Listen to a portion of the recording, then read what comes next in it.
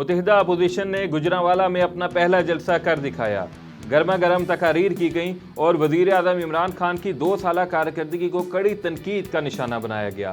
क्या शिबली फराज का स्टेडियम भरने का चैलेंज पूरा हुआ?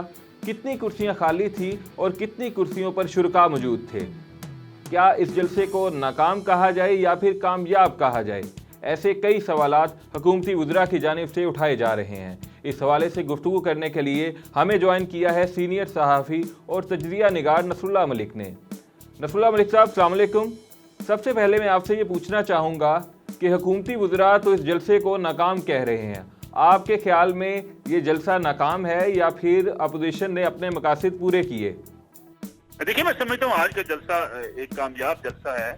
और अगर इस जलसे को आप देखें, मौलाना फजल रहमान लाहौर से निकले, मरियम नवाज लाहौर से जुलूस देकर निकली, फिर बिलावल भुट्टो जो लाला मूसा से आए, मैं समझता हूँ पीपल्स पार्टी की गुजरात से और लाला मूसा की तरफ से, और उनका एक बड़ा जुलूस था जो बिलावल भुट्टो लेकर आए। फिर जो गुजरांवाला खास तौर पर डिवीजन है, ये मुस्लिम लीग नवाज का गढ़ समझा जाता है। यहाँ से मुस्लिम लीग नवाज के लोग कामयाब हुए हैं और फिर लाहौर में भी मुस्लिम लीग नवाज के लोग इलेक्शन जीते हैं। तो ये इन इलाकों में मुस्लिम लीग का अपना एक वोट बैंक है, उनकी बड़ी पब्लिक सपोर्ट है।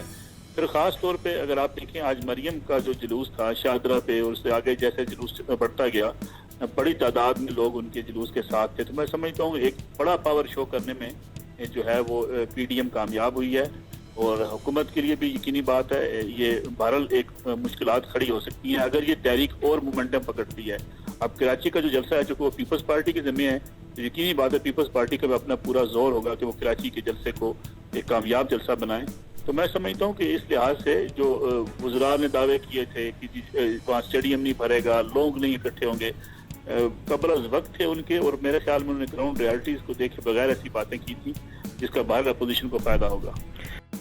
मलिक साहब, आपने तो जलसे को कामयाब करार दिया, लेकिन वज़ीर आज़म इमरान खान साहब कहते हैं कि वो खुद जलसों के बादशाह हैं और उन्होंने अपोजिशन को ये भी ऑफ़र करवाई है कि अपोजिशन चाहे तो हर रोज़ एक जलसा करे, उन्हें कोई फ़र्क नहीं पड़ता। ये बातें क्या नहीं बड़ी आसान होती हैं, मैं बताऊं आपको। और खान साहब ने कहा और फिर इतनी पकड़ दकड़ की शुरू कर दी, फिर बैनर क्यों उतारे गए, फिर रुकावटें क्यों खड़ी की गई, फिर कंटेनर क्यों लगाए गए। तो मैं समझता हूँ ये कहने की हद तक तो बातें दुरुस्त है। फिर जलसे की इजाज़त देने के लिए इतने दिन तक क्यों बातचीत चलती रही, इसके लिए इंतजामिया और अपोजिशन के माबैन। और फिर यकीनी बात है सियासी जमातें हार करती हैं कि जो बड़ा जलसा कर रहे हैं और बड़ी जो है वो कर सकती है, हुकूमत खुद कर सकती है। लेकिन बहरहाल अपोजिशन ने एक बड़ा जलसा किया है, यकीनी बात है पीटीआई भी जलसा कर सकती है, लेकिन हुकूमत में रहते हुए जब अपोजिशन जलसे करे तो हुकूमत के लिए एक बड़ा चैलेंज बन जाता है। लेकिन नसरुल्लाह साहब, अपोजिशन के इन जलसों से हुकूमत को वाकई कोई ख़तरा है या फिर हुकूमत इस मरतबा भी बच निकलेगी? जैसे हमने इस्लामाबाद में जो मौलाना फजल रहमान के धरने थे, उस मौका पर देखा था कि 10-15 दिन में वो सारा जो मंजर था तब्दील हो गया था। देखिए, अगर एहतजाज शिद्दत अख्तियार कर गए, जैसे कि मैंने पहले कहा, तो ताज़म की कैफियत बन गई और एहतजाज को हुकूमत ने रोकने के लिए कोई ऐसा तरीका अख्तियार किया जिसके नतीजे में एहतजाज बढ़ गया और अपोजिशन एक ऐसे मकाम पर चलेगी जहाँ से वापसी का कोई रास्ता ना होगा। जो हुकूमत उनको जवाब फराहम कर रही है, बार बार कह रही है इस्तीफे दे दें, तो मैं समझता हूँ फिर हुकूमत के लिए ठहरना मुश्किल हो जाएगा। और अगर इस्तीफे दे दिए गए तो ये कहना आसान नहीं जो शिबली फराज ये बात लोग कह रहे हैं कि ये हम इलेक्शन करवा देंगे। इलेक्शन करवाना, अगर एक सूबे की हुकूमत ही न रही सिंध के अंदर, तो बाकी अराकीन असम्बली, पीपल्स पार्टी और मुस्लिम लीग नून और दीगर जमातें अगर कौमी असम्बली से निकल गई तो ये इलेक्शन कराना कोई आसान काम नहीं देगा। फिर हुकूमत के लिए चलना मुमकिन नहीं होगा। फिर हुकूमत को या नए इलेक्शन की तरफ जाना पड़ेगा या हुकूमत को फिर बोरियां बिस्तर लपेट दिया जाएगा। इसलिए मैं समझता हूँ कि हुकूमत के ऊपर डिपेंड करेगा कि वो इस अपोजिशन का जो तहरीक है इसको कितनी शिद्दत से आगे बढ़ने का मौका फराहम करे। मलिक साहब, हमारे साथ लाइन पर रहिएगा। इस वक्त हमें ज्वाइन किया है पाकिस्तान मुस्लिम लीग नून के चेयरमैन सीनियर सियासतदान जनाब राजा रफुल हक साहब ने।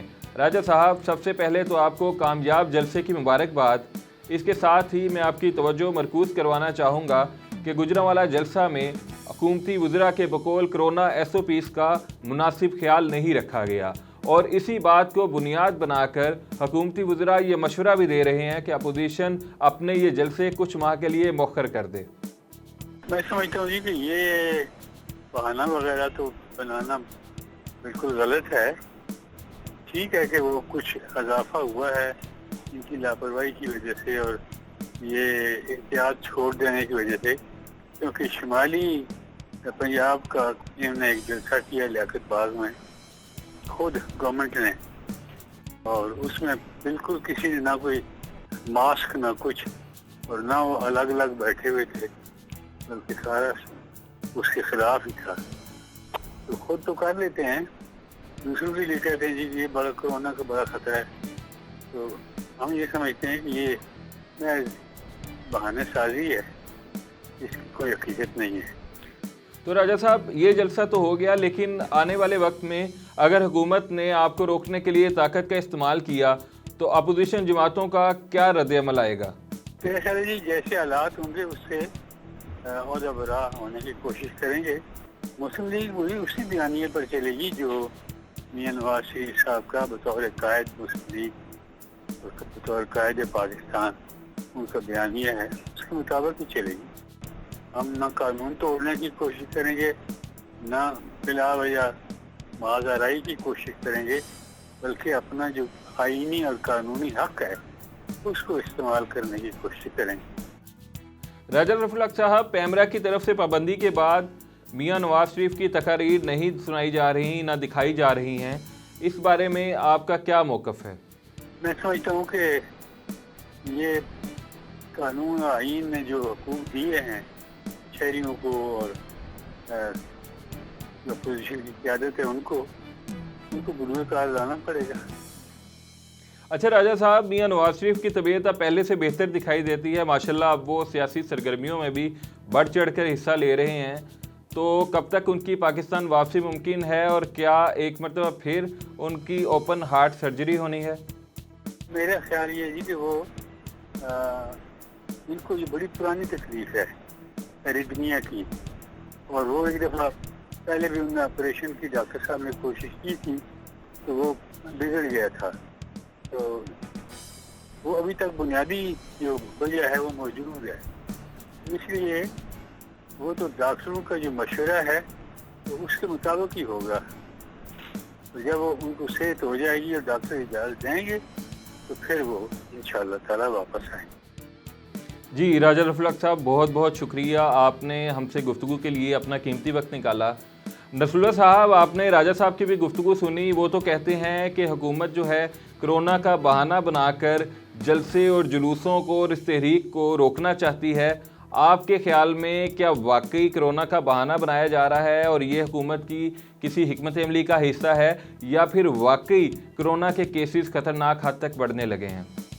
نہیں، میں سمجھتا ہوں راجہ صاحب کی بات درست ہے، یہ کرونا سے بہانہ ہے۔ یہ راولپنڈی میں اگر آپ لیاقت باغ کے اندر اپنا جلسہ کر سکتے ہیں، اس میں آپ کو کرونا پھیلتا ہوا نظر نہیں آتا، اور اپوزیشن اگر جلسہ کرنا چاہتی ہے، آپ دیکھیں نا گوجرانوالہ میں کہا جا رہا ہے جی کہ پہلے اجازت دیں، باقی وزراء کہہ رہے ہیں پھر پراپر اجازت کے بعد جلسہ کریں۔ جب یہ اسلام آباد دھرنا دینے نکلے تھے، اجازت دے کے نکلے تھے، پورے روڈ کے اوپر جہاں گئے دھرنے دیے، انہوں نے ٹریفک بند کی اور جتنی دیا رکھا، جو کمٹمنٹ کی اسلام آباد میں حکومت کے ساتھ کہ یہ اتنی آگے آئیں گے اپنا اس کے 0 پوائنٹ سے، لیکن یہ 0 پوائنٹ سے چلتے چلتے 200 تک پہنچ گئے، اور ٹی ٹاک میں جانے کے بعد انہوں نے پارلیمنٹ کو جانے والے راستے اور ایون وزیر اعظم ہاؤس کی طرف جانے والے راستے بھی سارے بند کر دیے۔ تو میں سمجھتا ہوں کہ یہ حکومت جو ہے رد کا کار اختیار کر رہی ہے۔ اگر آپ جلسے کو روکنے کے لیے ایسے ہتھکنڈے استعمال کریں گے، محنت کریں گے، کارکنوں کو اشتعال کی طرف ان کو مائل کریں گے، تو حکومت کے لیے اپنے لیے مسائل ہوں گے۔ حکومت جب مسائل بڑھ جائیں گے، حکومت کے لیے پھر ٹھہرنا بھی مشکل ہو جاتا ہے، اور حکومت کے لیے پھر اپنی کارکردگی دکھانا بھی مشکل ہو جاتا ہے۔ نصراللہ صاحب، آخری سوال میں آپ سے یہ پوچھنا چاہوں گا کہ پاکستان مسلم لیگ نون کے قائد پر اس وقت تقاریر نشر کرنے پر پابندی عائد ہے، کیا آپ سمجھتے ہیں کہ پاکستان مسلم لیگ نون کے جو قائد میاں نواز شریف ہیں اور جو الطاف حسین تھے، ان کے کیس میں کسی قسم کی مماثلت پائی جاتی ہے؟